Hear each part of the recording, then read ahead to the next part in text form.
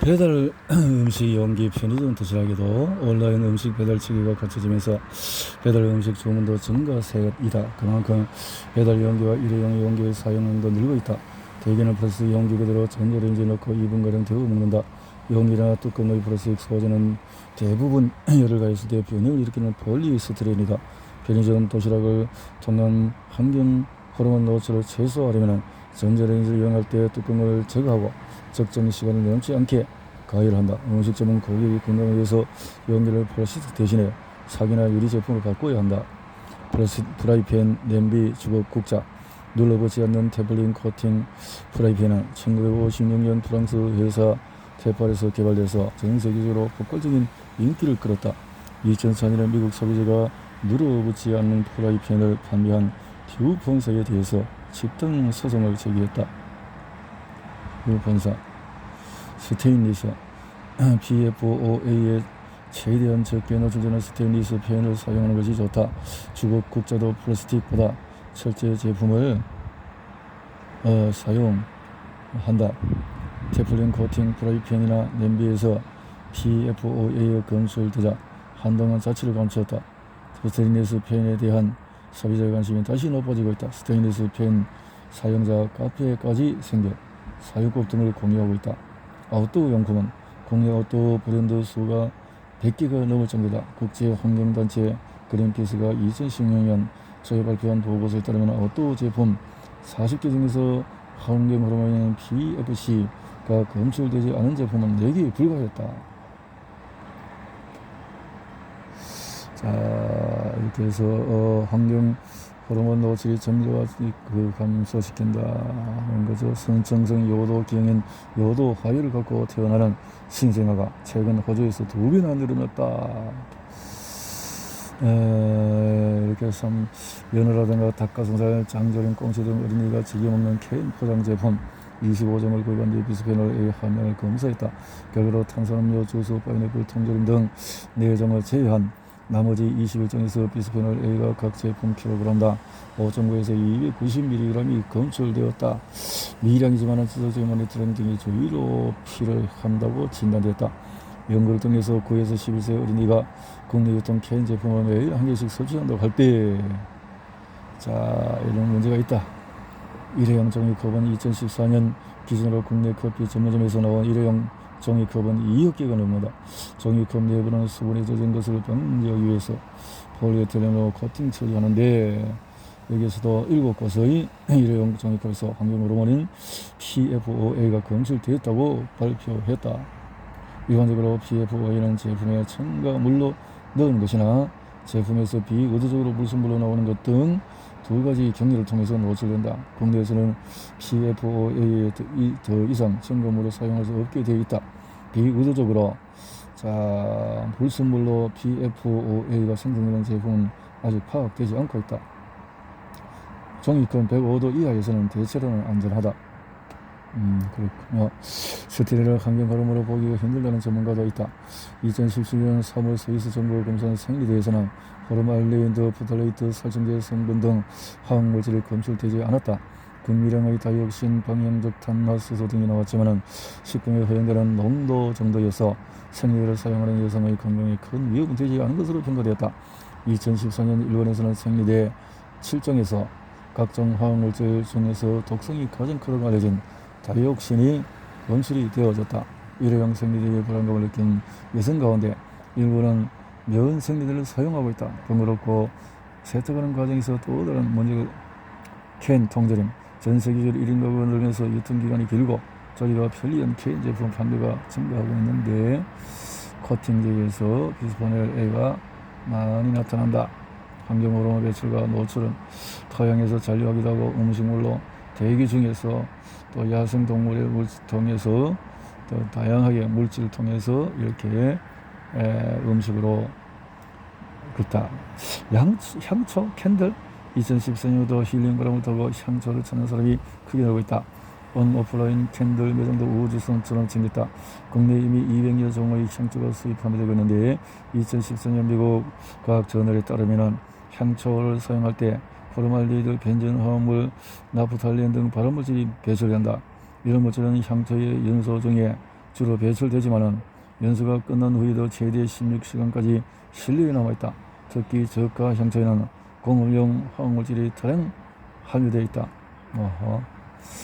향초를 통한 환경호르몬 등 유해물질의 흡입을 차단하려면 유해성 검증을 거친 것을 구매를 해야 한다. 정품으로도密閉 공간에 장기간 두는 것을 피해야 한다. 특히 호흡기 질환이 있다면 향초를 멀리하는 것이 현명하다. 호흡기 질환이 있으면 생리대, 여성 1인당 평생 1만 개의 생리대를 사용한다. 이 생리대에서 이렇게 환경호르몬이란 뭐냐 이렇게 해서 비스피엔을 통해서 많은 또 영수증을 통한 환경호르몬 노출을 최소화하는 영수증을 입에 물과 손으로 꾸기는 행동을 삼가한다. 직접 만지지 않도록 그렇게 해야 한다. 미국, 일본주에서는 감열제 영수증의 사용을 금지하는 법안을 통과시켰다. 2013년도에 플라스틱, 용기, 영수증 등 생활용품에 쓰이는 환경호르몬, 환경운동연합에서 해양 생태계를 파괴할 수 있는 두 화학물질이 함유된 국내 화장품이 22,000종에 달하는 것으로 파악이 됐다. 이렇게 해서 선크림, 선스프레이, 선스틱, 자외선 차단제뿐만 아니라 비비크림, CC크림 등 메이크 이런 것들, 신발에도 환경호르몬이 함유되어 있다. 스웨덴에서 실시한 여기서 보면은 플라스틱 소재 일부 샌들에는 포탈레이트를 포함한 유해물질이 들어있다. 이들이 사람의 피부로 바로 들어가진 않더라도 폐기 시 환경에 나쁜 영향을 미친다. 심지어는 대표적인 건강기능식품 홍삼에도 환경호르몬이 숨어있다. 국내 홍삼 제품 일부에서는 환경호르몬이 다량 검출되었다. 식품에서 홍삼 제품 포탈레이트가 나온 것이다. 시각적 인체에 우려할 만한 수준은 아니지만 이렇게 영수증, 순번 대기표 이런 데서 비스페놀 A가 농도가 높았다라는 거죠. 그래서 이런 것을 취급하는 사람의 소변과 혈액에서 많이 나왔다. 비스페놀 A는 플라스틱을 단단하고 투명하게 만들기 위해서 첨가되는 물질인데 식품 캔의 내부에도 들어있는 것이다. 감귤지는 현금, 영수증, 공공장소, 선본제기도, 티켓, 영주와 신용카드, 체크카드, 명세 등의 광고 이야기에 사용되는 것이다. 라는 거네요. 이렇게 해서 많은 것이 있고, 향수, 샴푸, 컨디셔너, 헤어 스프레이, 매니큐어 등 몸에 직접 닿는 생활용품에서 환경호르몬이 검출되고 있다. 화장품도 환경호르몬에서 자유롭지가 않다. 화장품에서 사용되는 옥시 벤존도 환경호르몬으로 작용할 가능성이 있다라는 거고요. 자, 이 중에 옥시 벤존은 대표적인 환경호르몬으로 알려져 있다. 접촉성 피부형 여드름 등등등, 또 결혼해서 여성 불임 증자 수 감소를 유발할 수가 있다. 그런 거죠. 이게 환경호르몬이 엄청 어마무시한데요. 자, 이 박태균 교수님은 서울대학교 수의학과를 졸업하고 동대학원에서 공중보건학 박사를 받으셨네요. 자, 이렇게 다양하게 많이 활동하시는데, 그래서 총리실 식품안전 이런 데도 대통령 표창도 받고 대단한 활동을 하신 분이시네. 환경호르몬 박태균 어떻게 해결할까? 이어폰 우리 식단.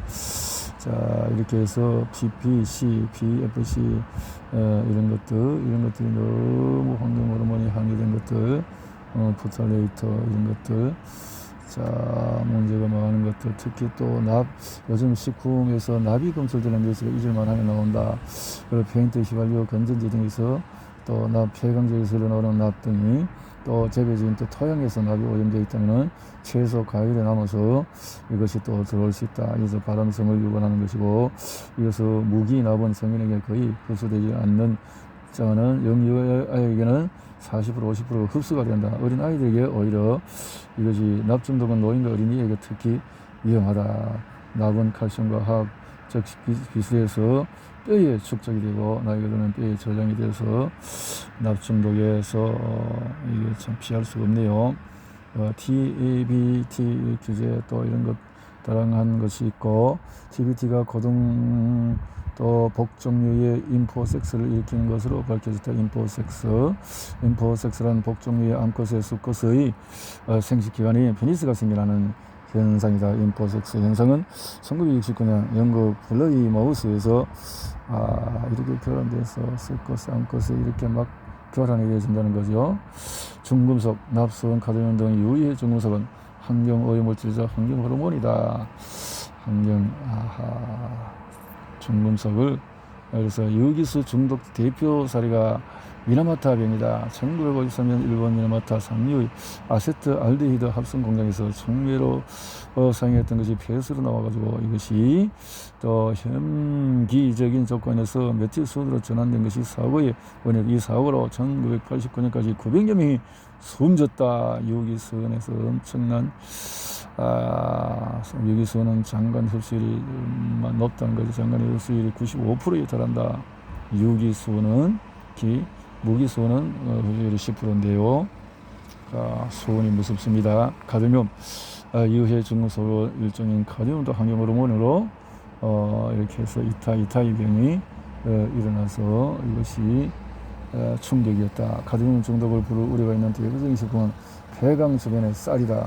카드뮴 소화관 흡수율은 5% 정도이고 체내에 들은 카드뮴은 대부분 간, 신장, 뼈에 축적이 된다. 카드뮴이 다량 오염된 식품이나 물을 섭취하면 폐 손상, 구토, 설사 등이 동반될 수가 있다.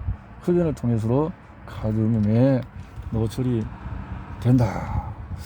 비스페놀 A, 각종 환경 호르몬 가운데서 가장 자주 논란의 중심에 서는 것이 비스페놀이다. 비스페놀은 물병, 생수통, 컵, 방음벽 등 투명하고 충격에 강한 플라스틱에 많이 있다. 이런 것들이 해서 천연성 불연성이 뛰어나서 변압기 PCB 같은 것은 변압기 같은데 사용하는 것이 있고, TBT 같은 것은 유기주석 화합물질 독성이 가장 강한 것이다. 부착 방지제로 사용하는 또 이런 것이 페인트에 포함되어 있다가 페인트 치료 서서히 연소되면서 각종 해양 이렇게 이렇게 생태 결혼을 일으키네요.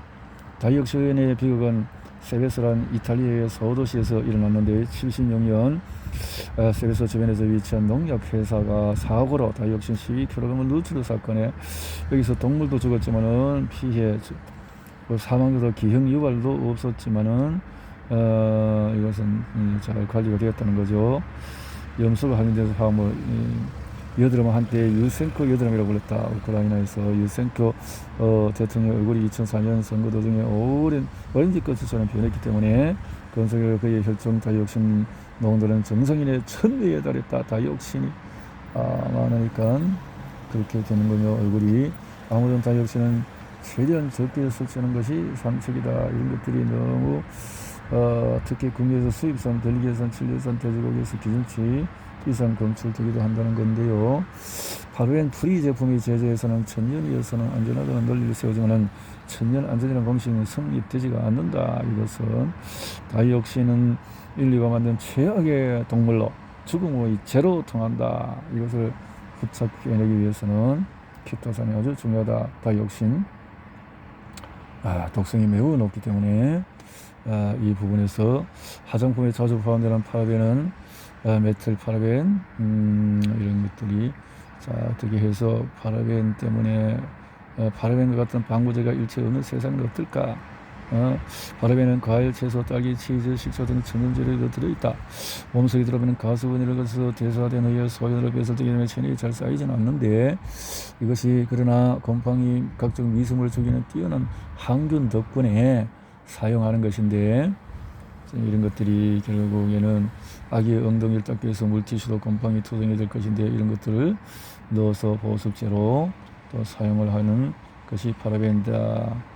자, 처음에는 파라벤이 알레르기를 유발한다는 것이 문제가 됐지만은 안정성에 대해서 장담을 못하는 거죠. 그래서 인체의 DDT는 부신, 또 고환, 갑상선 등에 주로 축적이 되고 사람에게는 DDT는 지각장애, 경련, 뇌종양, 뇌출혈, 고혈압을 유발할 수밖에 없다. 2012년 달걀 살충제 파동이 진행되던 DDT 달걀이 이슈가 되면서 난도식 DDT가 다시 국내에서 주목을 받게 되어졌다. DDT는 유기염소계 농약도 1940년도에부터 사용되다가 독성이라는 70년대에 사용을 중단하기 시작했는데요. DDT가 염소가 포함된 농약은 사람 몸 안에서 환경이 오래 잔류돼서 지금도 토양에 많이 있고, 그래서 경북 울진군 주민 대상 중에서 환자 50명과 이런 전문 조사를 해보니까 대사증후군에 노출이 되어 있더라 이 말이죠. 그래서 대사증후군 어제는 당뇨병 비만에 걸릴 위험이 아주 커진다라는 거죠. 벤조피렌이 2012년 10월 라면 수프에서 검출된 벤조피렌은 이렇게 해서 역시 발암물질이다. 벤조피렌 라면 수프에서 나왔어요. 자, 1941년 DDT 살충제 투금, 또 2차 대전 때 DDT는 매우 유용하게 했고, DDT 덕분에 수많은 병사의 생명을 구하기도 하는 이런 일도 했지만은, 그래서 싼 가격으로 대량 생산했던 DDT는 전쟁 이후에 살충용 또 농약으로 널리 보급이 되어져서 말리아 퇴치 등이 되어졌지만은, DDT가 인체에 큰 피해를 입히지는 않지만 곤충, 조류 등 각종 동물의 DDT가 축적돼서 생태계를 파괴하는 것이 인정이 되어졌다. 그래서 생산이 금지되었다. 76년도에 결국은 이렇게 다 연결이 되어 있다라는 거죠.